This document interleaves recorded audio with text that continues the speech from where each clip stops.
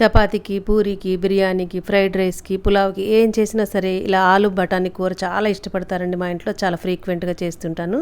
దీనికోసం ఒక అరకిలో ఆలుగడ్డలు, ఒక గుప్పుడు పచ్చి బఠానీ ఇప్పుడు బాగా దొరుకుతున్నాయిగా, ఇవి వేసేసి ఒక్క 2 విజిల్స్ రానిచ్చేసేసి చక్కగా ఇవి వడబోసేసుకోవాలన్నమాట. చల్లారి పెట్టేసుకోవాలి. స్టవ్ మీద ప్యాన్ పెట్టుకుని ఆయిల్ వేసుకుని పోపు దినుసులు అన్నీ వేగిన తర్వాత కొంచెం కరివేపాకు, 2-3 పచ్చిమిర్చి కూడా వేసేసి ఇవి కూడా ఫ్రై అయిన తర్వాత కొంచెం అల్లం వెల్లుల్లి పేస్ట్ వేసుకోవాలి. ఇష్టం లేని వాళ్ళు స్కిప్ చేయొచ్చు.